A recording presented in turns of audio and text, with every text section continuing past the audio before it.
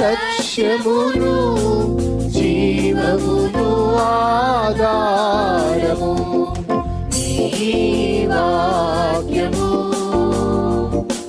నా త్రోవకు.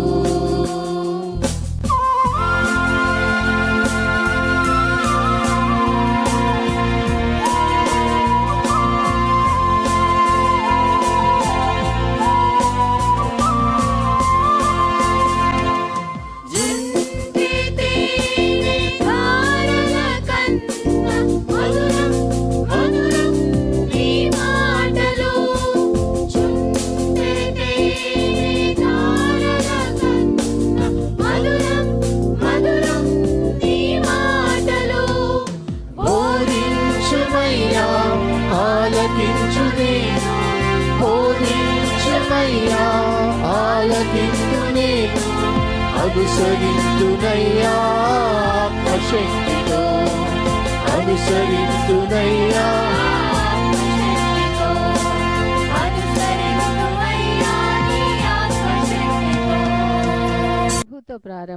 ప్రభుతో ప్రారంభం అనే ఆధ్యాత్మిక అనుదిన ప్రార్థనా కార్యక్రమానికి ప్రేమతో మిమ్మల్ని ఆహ్వానిస్తూ ఉన్నాం. మన జీవితానికి ఆదియు ఆధారమునైనటువంటి ఆ దేవుణ్ణి మొదట మరణించుకున్నట్లయితే ఆ దినమంతయు ఆయన కృపాక్షేమములే మన వెంట వచ్చును. మొదట వేకునే లేవగానే మరి నీతిసూరుడైనటువంటి ఆయనని చూద్దాం, ఆయన మనలనైన స్వరాన్ని మనం విందాం. మన జీవిత కాలం అంతయు ఆయన ఆశీర్వాదములు దీవెనలు మన మీద కుమ్మరించును. యెషయి 65:24 మనం చూసినట్లయితే వారికి ఈలాగున జరుగును, వారు వేడుకొనుక మునుపు నేను ఉత్తరం ఇచ్చేదను, వారి మనవి చేయుచుండగా నేను ఆలకించెదను. మనవి చేయుచుండగానే ఆయన మన మనవిని ఆలకిస్తున్నాడు. కాబట్టి మరి ప్రతి దినము కూడా ఈ యొక్క అనుదిన ఆధ్యాత్మిక కార్యక్రమంలో మనం పాల్గొన్నట్లయితే మన జీవిత కాలం అంతయు కూడా ఆయన మేలును మనం పొందుకోగలం, ఆ నిత్యరాజ్యంలో వారసులుగా మనము జీవించగలం. రండి, ప్రభుతో ప్రారంభం కార్యక్రమంలో పాల్గొనండి, ఆత్మీయ మేలులు పొందండి. దేవుడు మిమ్మల్ని దీవించి.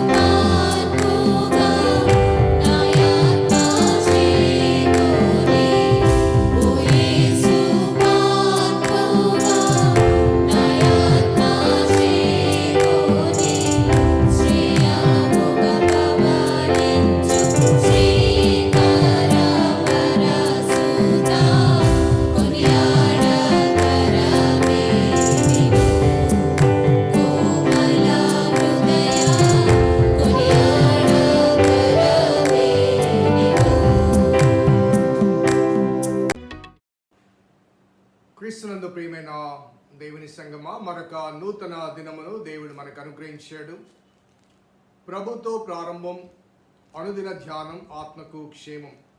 ఈ క్షేమకరమైన ఆశీర్వాదకరమైన ఆధ్యాత్మిక వర్తమానముల పరంపర దేవుడు మనకు అనుగ్రహించిన శ్రేష్టమైన మరి ఆధ్యాత్మిక నియమావళి, ఆయన నిత్యరాజ్య ప్రవేశం కొరకు దిక్సూచి. కాబట్టి ఆయన వాక్య వెలుగులో మన జీవితాలను పరిశీలించుకుంటూ పరీక్షించుకుంటూ పవిత్రీకరించుకుంటూ ముందుకు సాగుదాం. రండి, అందరం కలిసి ప్రార్థన పూర్వకంగా ఈ ధ్యానాన్ని కొనసాగింపచేద్దాం. ప్రార్థన చేద్దాం. కృపగల దేవా, దయగల తండ్రి, మీ పాదములకు స్తోత్రము చెల్లిస్తున్నాం నాయన. నీ దివ్యమైన సంకల్పాన్ని బట్టి మమ్మల్ని ప్రేమించి ప్రోత్సహించి అనుగ్రహిస్తున్న అనుదిన సువర్తమానమును బట్టి స్తుతులు చెల్లిస్తున్నాం. ఈనాటి వాక్యం కొరకు ప్రభా మేము తేరి చూస్తుండగా మీరే మాకు కావలసిన వాక్యాన్ని మీరే అందించమని, మాలో మీరు కోరిన మార్పు పరిపూర్ణంగా కలుగునట్లుగా మీ కృప దయచేయమని మా రక్షకుడైన యేసు నామమున అడిగి వేడుకొంచున్నాం తండ్రి, ఆమేన్. స్నేహితులారా, నేటి కొరకు ఏర్పాటు చేయబడిన లేఖన భాగం 51వ కీర్తన 10వ వచనముని 2వ భాగం. నా అంతరంగములో స్థిరమైన మనస్సును నూతనముగా పుట్టించుము. స్నేహితులారా, గత శనివారం అనగా గత మాసపు చివరి దినం పై భాగాన్ని అనగా దేవా నా యందు శుద్ధ హృదయము కలగచేయము అనే అంశాన్ని మనము ధ్యానం చేశాం. హృదయము, మనస్సు, ఈ రెండు బయటికి కనిపించని అనుభవాలు.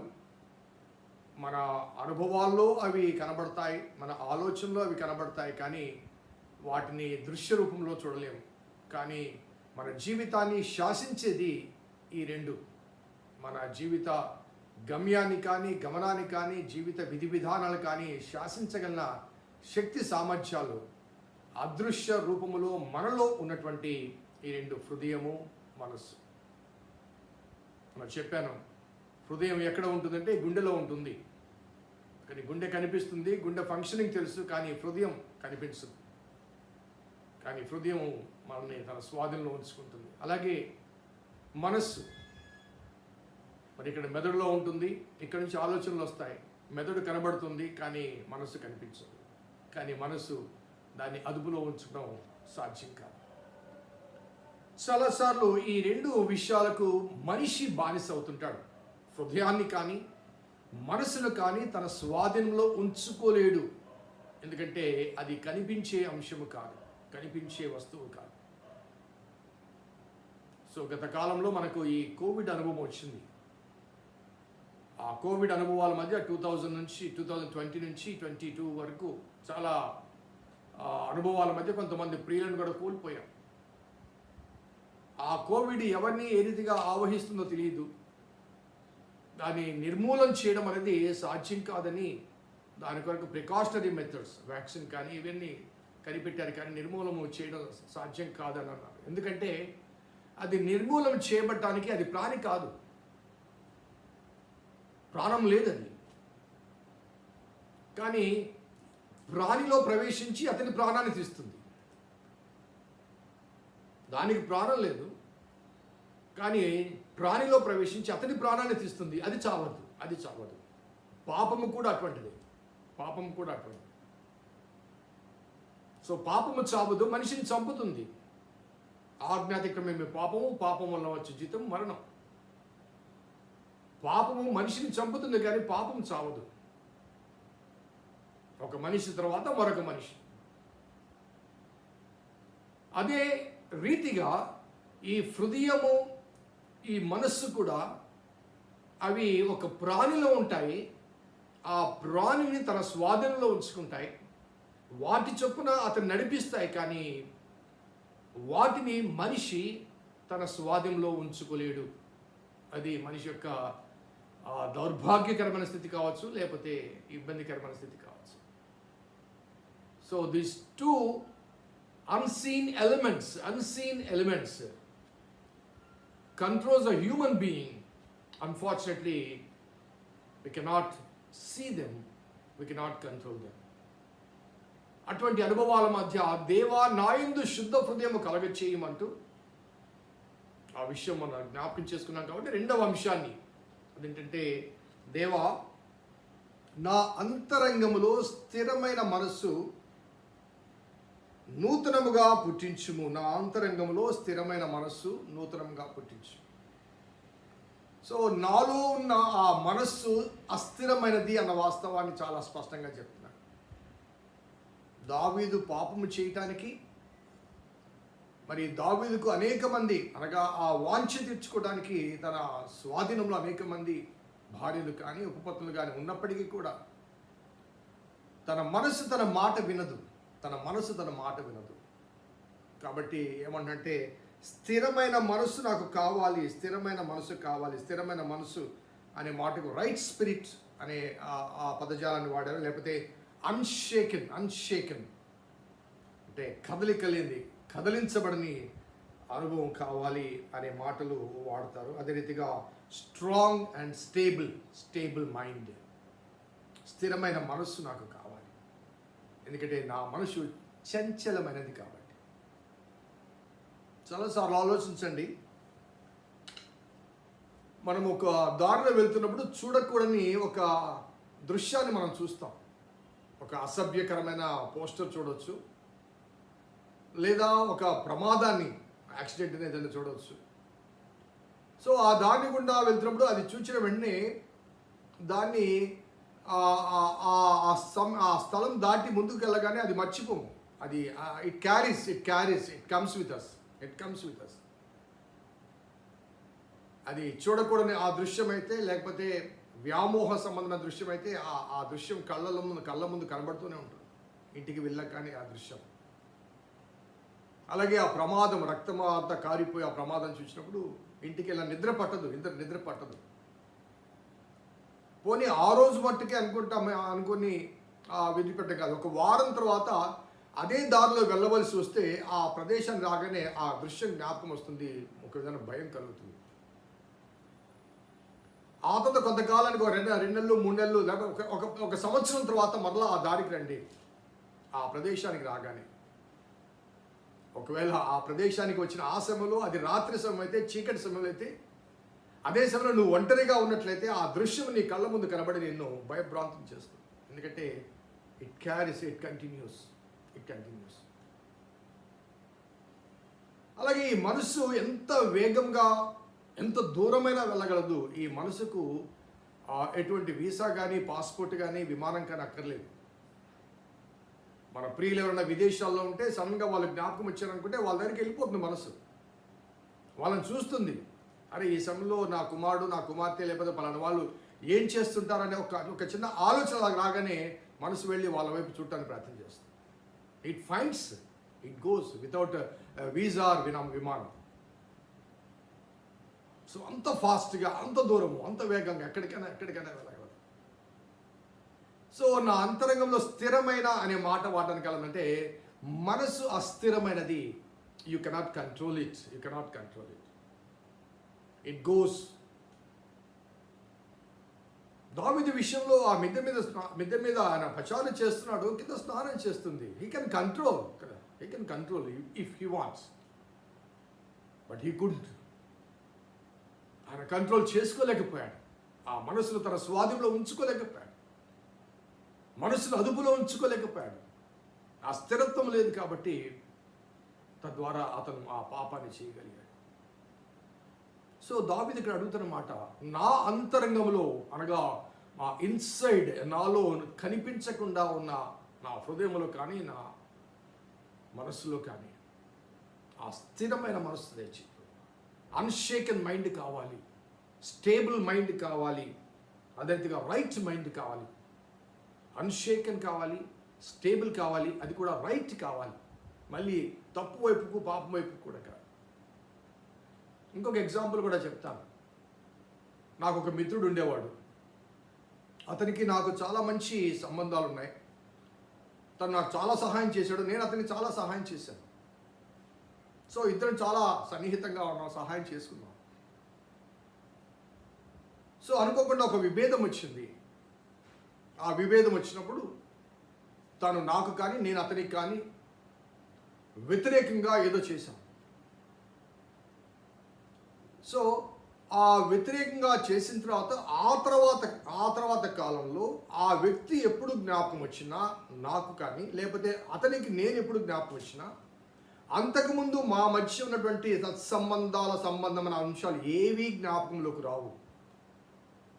ఏవీ జ్ఞాపకం రాదు. మా మధ్య సంబంధాన్ని చెడగొట్టిన ఆ అంశమే జ్ఞాపకం, ఆ వ్యక్తిని చూడగానే అదే జ్ఞాపకం వస్తుంది. అందుకే పౌలు అంటాడు కదండి, మొన్న కూడా చదివారు రోమా పత్రికలో, నాలో మంచిది ఏదియో నివసించదు. నాలో మంచిది ఏది అనగా మా ఇద్దరి మధ్య ఉన్న మంచి ఏది కూడా, ఒకవేళ అదేంటండి మీరు అంత క్లోజ్గా ఉన్నారు కదా, అంత బాగా ఉన్నారు కదా అంటే, మా ఇద్దరి మధ్య ఉన్న మంచిని జ్ఞాపకం తెచ్చుకోవడానికి నాకు టైం పడుతుంది. కానీ మా ఇద్దరి మధ్య పెరిగిన ఆ దూరానికి కారణమైన ఆ చెడును జ్ఞాపకం తెచ్చుకోవడం నాకు టైం అక్కర్లేదు. ఇమ్మీడియట్గా ఇన్స్టాంట్గా వచ్చేస్తుంది, వాటికి మనసులోకి వచ్చేస్తుంది. సో నాలో మంచిది ఏది నివసించదు అంటాడు పౌలు. సో మనసుకు ఉన్నటువంటి ప్రభావం అటువంటిది. It keeps all the bad, but it never keeps all the good.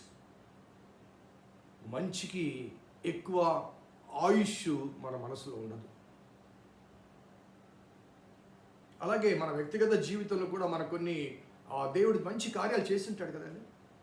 ఒక ప్రమోషన్ వస్తుంది, ఒక వివాహం అవుతుంది, ఒక కొడుకు పుడతాడు, ఒక కుమార్తె పుడుతుంది, మంచి చాలా జరుగుతాయి. అవన్నీ కూడా అవి మరలా వాటిని జ్ఞాపకం తెచ్చుకోము. కానీ ఏదైనా ప్రమాదం కలిగింది, ఏదైనా సమస్య కలిగింది అనుకోండి, ఏదైనా చేదు కలిగింది అనుకోండి, ఎందుకు కలిగింది ఇది, ఎందుకు కలిగింది, ఎందుకు ఇలాగైంది.